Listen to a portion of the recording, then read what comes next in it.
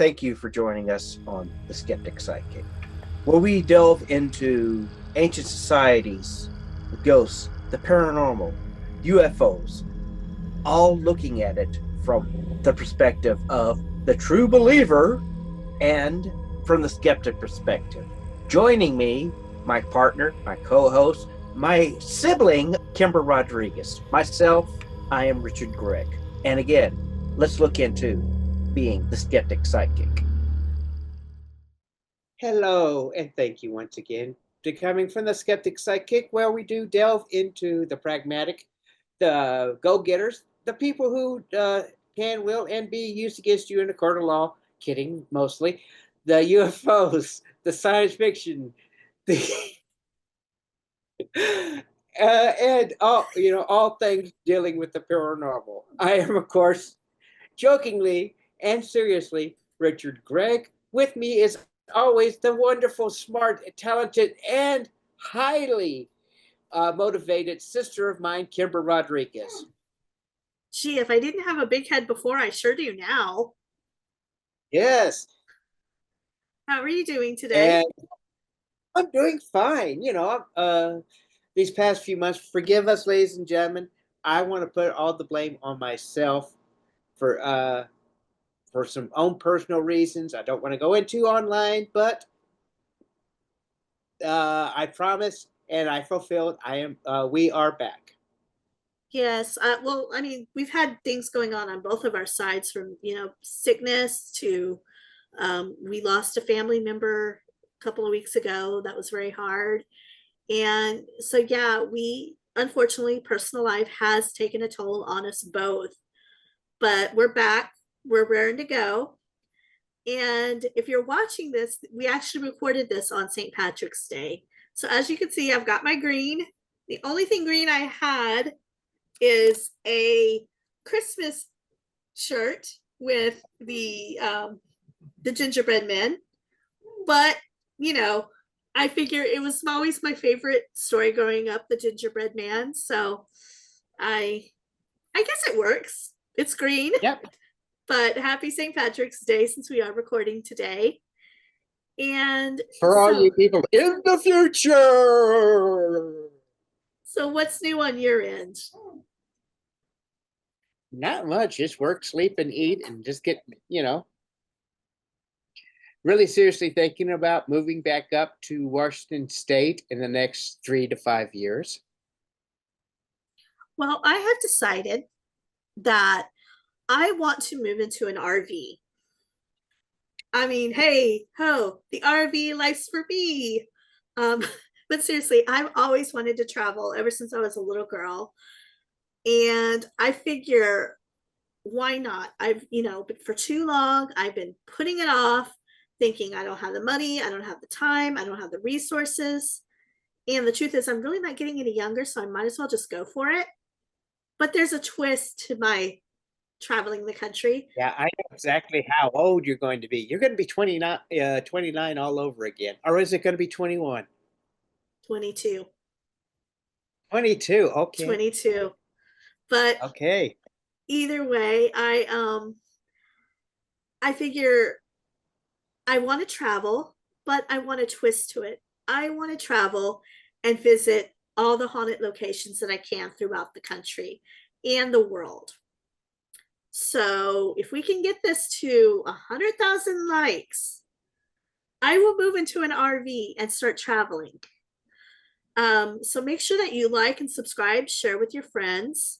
We're at 75 subscribers currently. We're trying to get that 100, milestone. We're almost there. So please like and subscribe, share this with your friends, and hit the notifications so that you do know when we are posting videos. We usually get them posted every Thursday. Well, we're supposed to have them posted every Thursday. Like you said, we have fallen behind, but we are getting back to that, where we'll be posting videos every Thursday. And you look like you had something to say there. Yes, I did also, if you're interested, ladies and gentlemen, and friends of all ages, we actually do have a Discord site that we are trying to build, where you can come in, share your experiences, talk to us, get to know us on a personal level, you know, Yes, and that we is will the Skeptic Psychic at Discord. share that. And we are getting affiliated with Amazon for all your paranormal needs. So I'm working on that, getting our affiliate links up and running, and those will be available on our website. I will Oh, announce, go for it. did I actually tell you guys I actually have a laser light thermometer? Cool. You know, I can point it in the air and tell you the exact temperature. I Interesting. also have added to my inventory a few uh, recorders, both cassette and MP3. Nice. Well, we will definitely be updating our links to that, and you will be able to find that information on our website, skepticpsychic.com. Once we have all the affiliate links situated and sorted out, I will make an announcement in our group, Skeptic Psychic, on Facebook, as well as here on YouTube. So make sure you stay tuned and look for that information. And yeah, now that we've in the future, but now that we've gotten all of that situated and our news taken care of, what are we talking about tonight on this episode?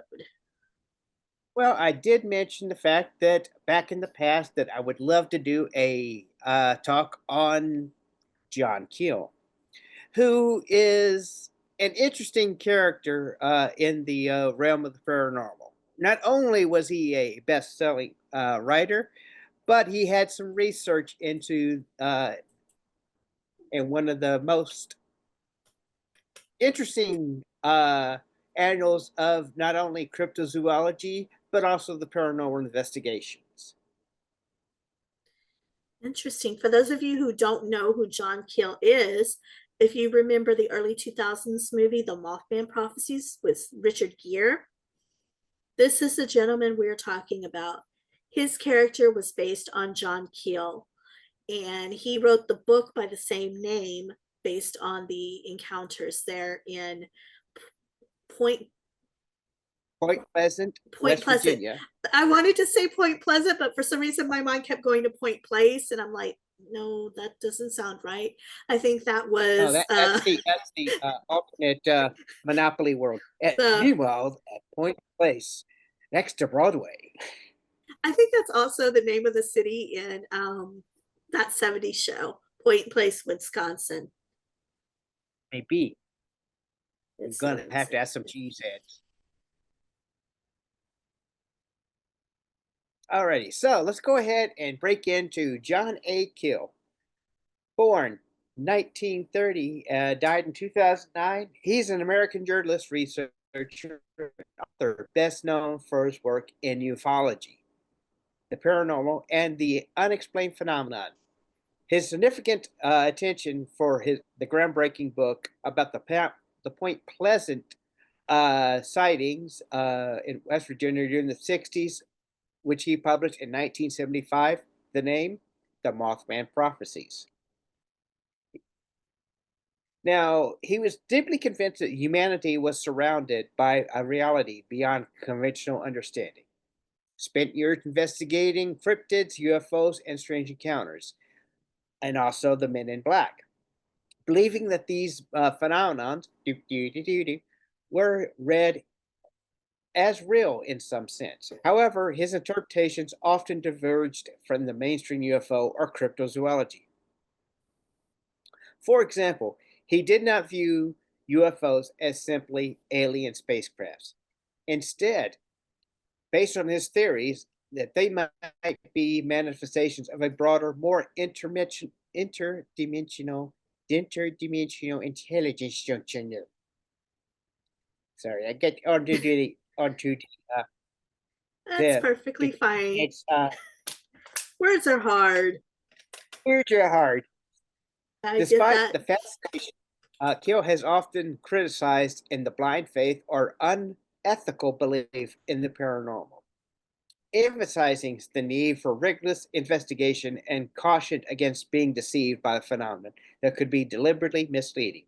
He even questioned whether these entities have malevolent intentions, suggesting that they might be tricksters playing with human perspectives. Humans' consciousness did play a central role in their paranormal experiences. And this blended ideas from ancient mysticism, quantum physics, and even modern psychology.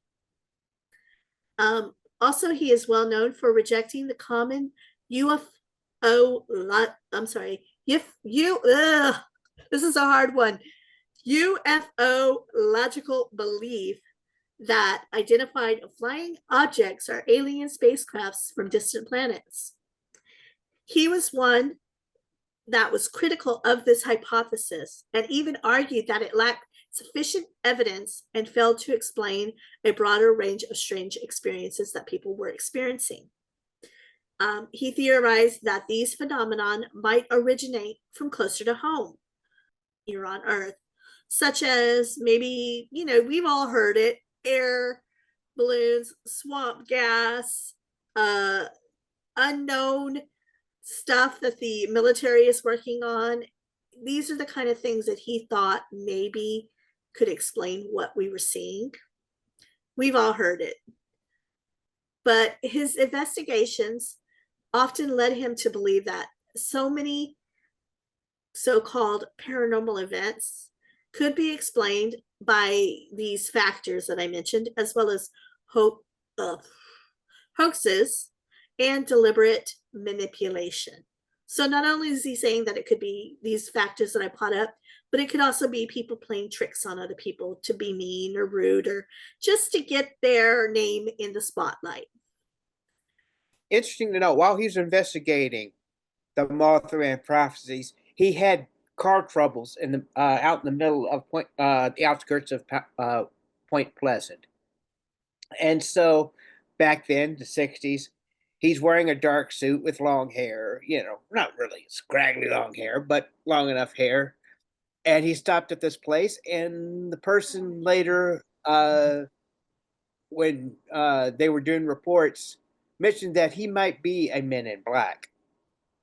And he's like, yeah, I just came to borrow your phone because my car ran out of gas. So I can't picture Men in Black though having this scraggly long hair though. I think they'd be more like clean cut, like military style, not right, hippie dude of the 60s with long right. scraggly hair. That's just again, perspectives.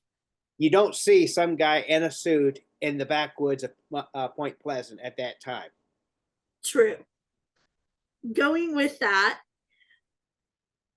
he did feel like witnesses could be influenced by cultural expectations, their fear, or even their own subconscious, which feeds into what you were just saying. And in his writings, he frequently warned that these phenomenon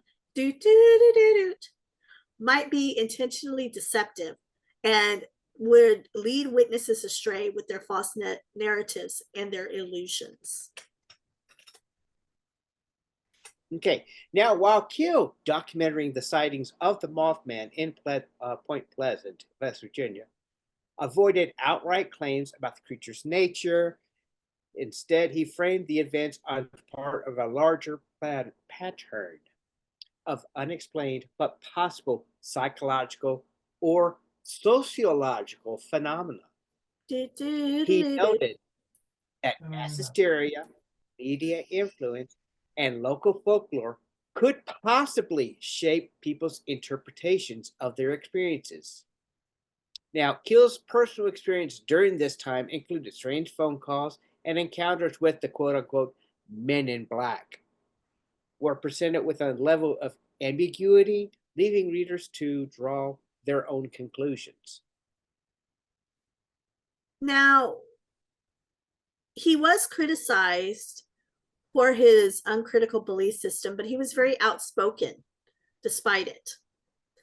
He felt that many researchers were too quick to jump to conclusions or simply accept the anecdotes without any scrutiny, which is something we try to do here, is we try to rationalize before just jumping to the paranormal, thus the skeptic psychic.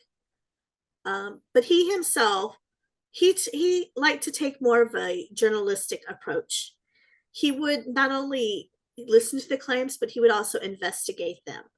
He would also interview witnesses and examine physical evidence, looking for a possible solution earthly before going into the ethereal.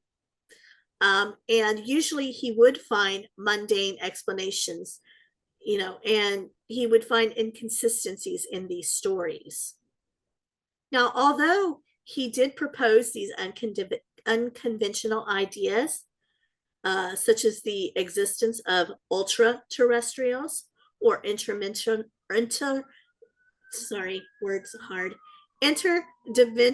entities, he did so more as a thought experience and less as a definitive claim. So he's like, oh, maybe, possibly, hypothetically, this could happen, but he wasn't one to say, oh, yes, this is what happened.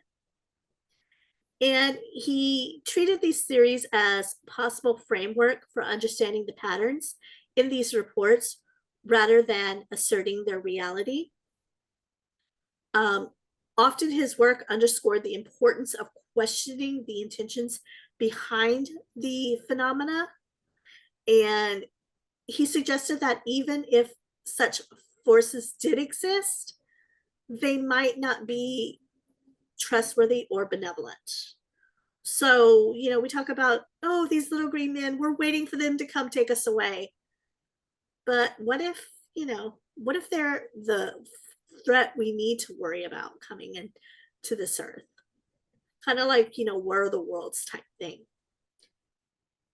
Also, his lasting contribution to the study lies in his balance of skepticism, which is another reason we're so critical of things here on the skeptic psychic, the importance of that, having that healthy skepticism.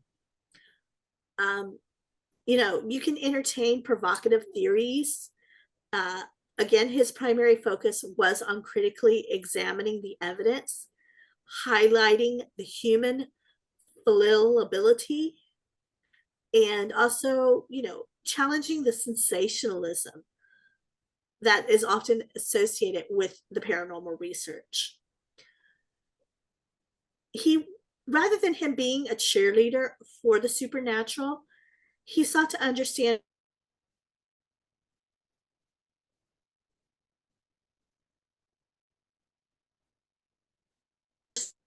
emphasize the need for rational inquiry, not to just jump at the first thing you see, but to fully think it over, fully investigate it, and look for a normal conclusion before saying it's paranormal. Now, his investigations of UFO sightings, cryptic reports, and other paranormal stories with the curiosity of a journalist, but also exposed mundane explanations behind them.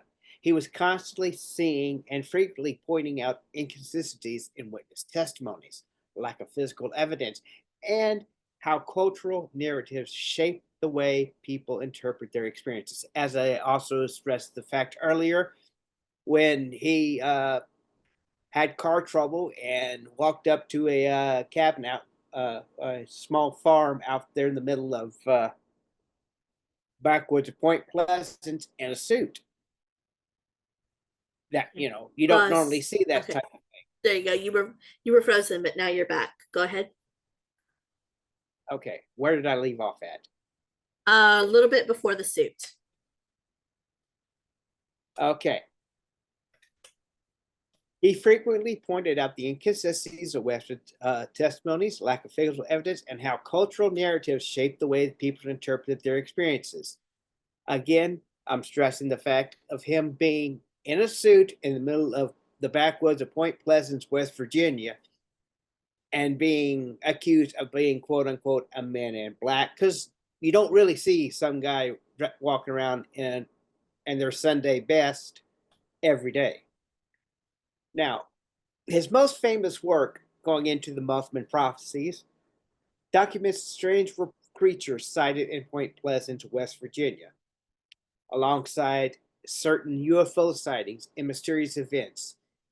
A non believer might interpret the story as proof, not as proof of supernatural, but an example how fear, media sensation, and local folklore can collectively fuel the imagination. His work could be seen as a case study in how communities respond to stress and uncertainties, such as a Silver Bridge collapse that followed the Mothman sightings. Now, he frequently noted how easily people could be misled by these senses, hoaxes, or even the deliberate deceptions. Describing an encounter with the so-called Men in Black and other phenomenal, bizarrely, and often framed as part of a larger pattern, not pattern, but pattern of manipulation, whether by human pranksters or unreliable of a perception. As being a non-believer, taken from these accounts, highlight the psychological bias or social pressures leading to people to see meanings or signs where there should not be none. Not saying that I am personally a non-believer or anything like that, but looking at a perspective as looking at both sides of every story. He himself was very openly critical of this community, and he accused it of relying on anecdotal evidence and jumping to fantastical conclusions, as we've already mentioned. Um, he saw the UFO and cryptid theories as modern myths that were crafted to fill in gaps in understanding or exploit human fascination of the unknown. So basically, going back to what we said before about, we're not going back to what we said before, but back in the day when people didn't know why the sun came up. And so they created Mercury to ride it in his horses, bringing in the sun. That's kind of how he viewed the UFO and cryptid theories. These are just myths that were crafted today to make up for things that we can't understand. And from a non-believer's perspective, his skepticism about this extraterrestrial hypothesis and his critique of blind faith in explorations of the paranormal did reinforce the idea that these phenomena and cultures or cultural artifacts were, just that instead of objects of reality. And his concept of what he called ultra terrestrials, which were intermission. This word is hard for me. I apologize. I don't know why, but my tongue doesn't want to wrap around it. Let's try that again. Interdimensional beings that interact with humanity. He felt that these could be read metaphorically rather than literally. And as a non-believer, one might interpret this theory as his way of describing how the unexplained phenomena often mirrored human fears, desired, and the cultural expectations. This was rather than the evidence of another dimension. And, these stories might just reflect the workings of the human subconscious or the collective psyche. So now we're getting into mass hysteria. Also, from his perspective as a non-believer, his true significance lies not only in proving the existence of UFOs, cryptids, or the paranormal, but in documenting how humans construct and sustain these narratives. So, as I said, going back to the myths and legends of the past and how that has been carried through time, and these stories we still tell to this day, even if we know that they're not real. His work does serve as a rich archive of how belief systems emerge and adapt to modern times. Again, blending the psychological, sociological, and folkloric elements. His investigations ultimately reveal more about humanity's need for mystery and wonder than they do about there actually being a supernatural world. Let's case study. Let's go ahead and take a look at John Keel's Mothman Prophecies.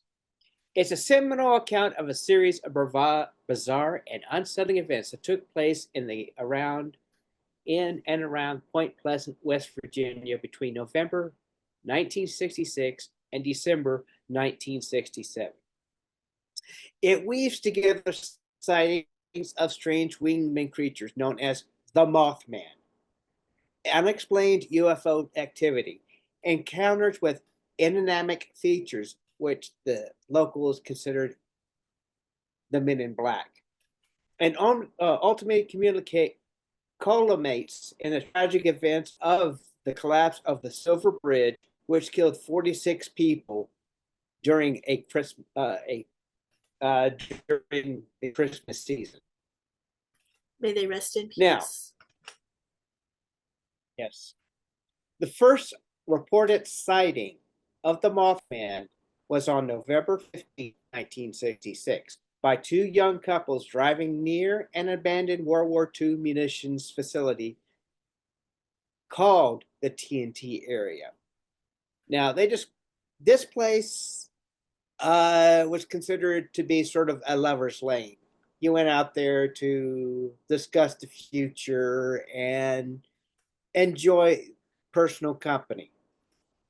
Interesting place Now, to they have do a describe seeing I was going to say, interesting place to have a lover's lane. I mean, you're around TNT making out. What are you going to do if one of those things explodes? it was an abandoned TNT facility, so they say. Well, you know how they say Now, that a bomb from World War II is still active today? Now, everybody that does know the Mothman prophecy or hearing our story previously, this is just a rough draft of what went on. Now, they had described seeing a large humanoid creature with glowing red eyes and massive wings, capable of flying at incredible speeds. Over the next year, dozens of witnesses claimed to have seen the Mothman, often describing a feeling of intense fear, unease, and panic during these encounters. Keel, intrigued by his reports, traveled to Point Pleasant in 1966 to investigate. He collected eyewitness testimonies, noted patterns, noticed the fact that the creature itself was seen only at night. It was often associated with strange lights in the sky or other anomalies. They frequently reported strange physical effects such as nausea, fear, and temporarily disorientation. Through his discoveries, he coincided with a surge of the UFO activities in the area. Residents reported seeing mysterious lights, strange crafts, and even receiving strange, even bizarre phone calls.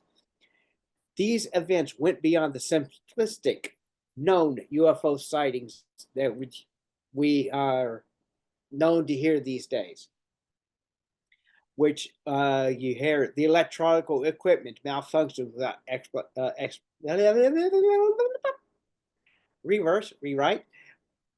Electrical equipment, by saying that fast, real fast, malfunctional without explanations. People experiencing time lapses and memory issues. Numerous accounts of poltergeist-like activity in homes. He speculated that the Mothman, UFO, and other abnormalities may be part of a larger part of interrelated phenomenon.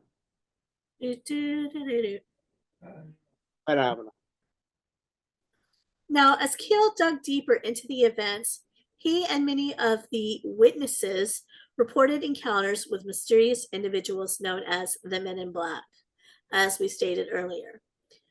They were often described as wearing dark suits and, acted kind of robotic. almost unearthly. They would also ask peculiar questions about the local phenomenon, and they intimidated witnesses into silence. They would also appear at odd hours and vanish without explanation. He himself claimed to have received non-essential phone calls, including cryptic warnings about the future, as we like to say here. One of the most chilling aspects of his account involved prophetic visions and warnings he and others received leading up to the collapse of the bridge on December 15th, 1967. The bridge itself connected Point Pleasant to Gallipolis, Ohio. And as we said before, it did suddenly give way during rush hour traffic, killing 46 people. This almost, it kind of makes you wonder from a skeptic's point if somebody had planned this out and was making the calls to warn people before it actually happened, but it was actually planned by man. Now, of course, there's no evidence to support this, but if you're looking at it from a skeptic point of view, that could cross your mind. He also later tied the disaster to a culmination of strange events in the area. He said that some individuals had received warnings, and as I said before, these warnings came either through strange messages or, telephone calls, and some even had dreams that hinted at this impending tragedy. While he avoided directly stating that the Mothman was the cause of disaster, he did suggest that it could have been an omen or a harbinger of doom. Interesting to note, as we mentioned in our Mothman episode, I'll link that somewhere here if you haven't seen it. But he has been seen at other places where things have happened, either good or bad. He was sighted in Chernobyl before the big explosion, as well as a few other places in history. But as I said, I'm going to link that episode here so you can check that out if you haven't seen it yet, because it's interesting, some of the places he's been seen that I was unaware of until the episode. Mm-hmm. Going back to his book, The Mothman Prophecies, Keel avoided definitive conclusions. However, he did propose some theories. Number one, he rejected the idea that the Mothman was simply a cryptid or a physical creature. Instead, he speculated that it might be a manifestation of, as we mentioned before, his termed ultra-terrestrial, an interdimensional entity that was capable of influencing human perception, which is interesting because I've heard that mentioned about other cryptids as well, that they could be interdimensional entities. They do say that the Yeti may be as well as Bigfoot, may be kind of creatures that walk between the back and forth through the veil. That's what I've heard, that they're interdimensional, but I don't know. I personally, on those, I think they're just animals that have never been discovered, that are just kind of hiding in the wilderness. He also suggested that UFOs, the Mothman, and other anomalies could be part of a larger phenomenon that's aimed at manipulating human belief systems. I'm curious about learning more about that one. And he also explored the psychological and sociological impacts of this event, noting that how fear, rumors, and media coverage can fuel hysteria in these types of situations.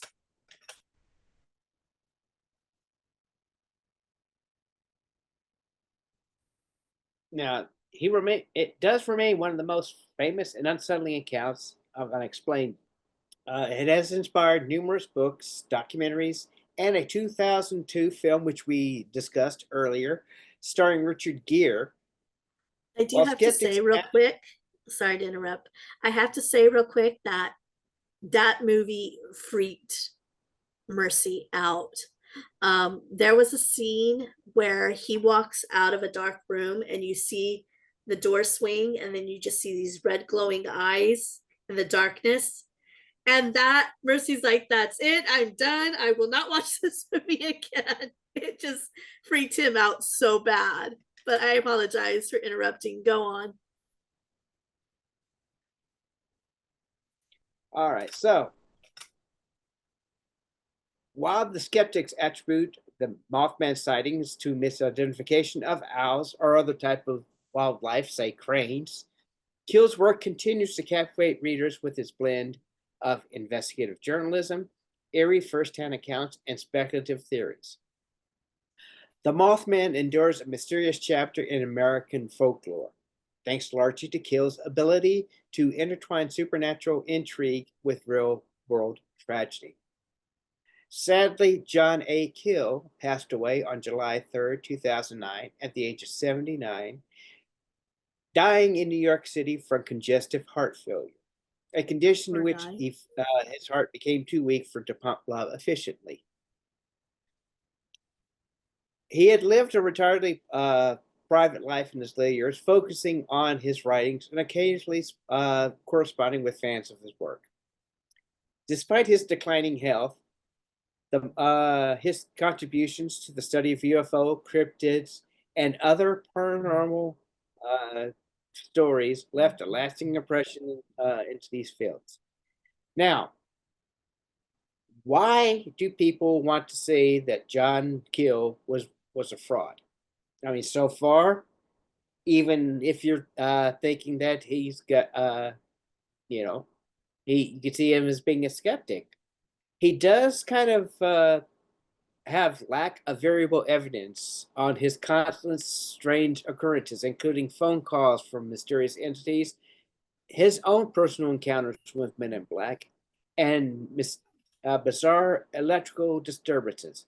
However, he rarely provided more hard, concrete efforts, complaints, relying on his reliance on witness testimonies and personal experiences made it difficult for him to verify, leading some to suspect that he had himself embellished the stories.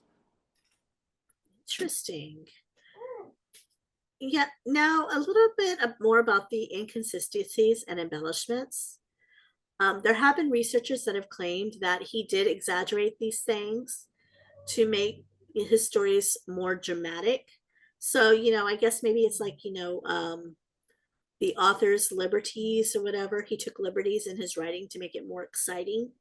Because, come on, who wants to read a book that's just all about skepticism and facts? Not many people, especially when it's, being advertised as entertainment. You want it to be entertaining. Also, there have been reports from Point Pleasant residents that suggested Keel may have combined or altered the elements of the witness testimonies to fit his narrative. He was a skilled writer who knew how to craft an engaging story, and that sometimes made his accounts feel more like fiction than objective reporting. And with that, he presented his theories, such as the ultra-terrestrials manipulating human perception, as this could be a serious possibility. That some critics argue it kind of pushed the ideas without sufficient evidence. So going back to our idea that these cryptids are actually moving between interdimensions, that being said as a fact instead of saying this could be a possibility. And so that's kind of what the skeptics complain about. Now, through time, he did move away from the conventional extraterrestrial hypothesis and began to lean more into the esoteric idea about these beings and the reality of the manipulation. So some researchers of UFOs have felt that he was more interested in promoting his ideas and theories rather than conducting an investigation on this. So, was he just misunderstood? He did do extensive field work and he did travel to remote locations. He did interview witnesses and he did spend years documenting these strange events. And unlike many of the enthusiasts for UFOs during his time, he was very skeptical and he sought alternative explanations. Even if they were a little unconventional, he was still looking for those rational explanations. He himself claimed to have experienced many strange things. And if he truly believed these events were real, then his writings were not necessarily fraudulent. They were just based on his experiences, which were difficult to prove. So, despite the skepticism surrounding, one sec, my camera is blocking the way. Sorry. But despite these skepticisms that surrounded his work, he did inspire countless of researchers, writers, and filmmakers. And his documentation of mass hysteria, witnesses psychosis, and patterns in the paranormal fields did help shape the modern discussions on UFOs and cryptids. So now we come to the conclusion. While his work is filled with unverifiable claims and sensational storytelling, there is no definitive proof that he was a fraud in the sense of deliberately lying to profit or for fame. Instead, he was likely a mix of a sincere investigator and a writer who just knew how to spin a compelling tale that was eerie. Whether one views him on Genuine Explorer or of the unknown as a masterful storyteller, embellishing the truth, that depends on how much one believes in his claims. So now we leave it to you, the viewers. What are your thoughts on John Keel and the Mothman? Do you think that it is possible that these cryptids could be, as I said, I think they're undiscovered animals, creatures that are going through interdimensional, omens or harbingers? Or was he just a BS artist that wanted to go upon the make money off the claims of the tales of what happened in Point Pleasant and coincided with a tragic event that really did not have anything to do with these creatures flying around? And that's from the other perspective. Was he a fraud or a storyteller, or was he just kind of getting that story out there with his own personal theories? Let us know in the comments what you think. And if there's anything that you would like for us to cover, again, let us know. You can email us at info@skepticpsychic.com. Join our Facebook group, Skeptic Psychic.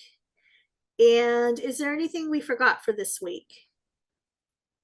We still would love for you to give us a review on whatever one you choose. We would like to hear whether we do good, do bad, whether we're greatest things that the greatest story ever told, or we suck eggs. Yes, give us a review, let us know. And again, make sure you like, subscribe, click the bell. We're trying to get to that 100 mark, that 100 milestone. Right now we're sitting at 75, sitting pretty. So yeah, please like and subscribe. And until next time, sweet dreams, everyone. Unpleasant nightmares. Good Good night. night.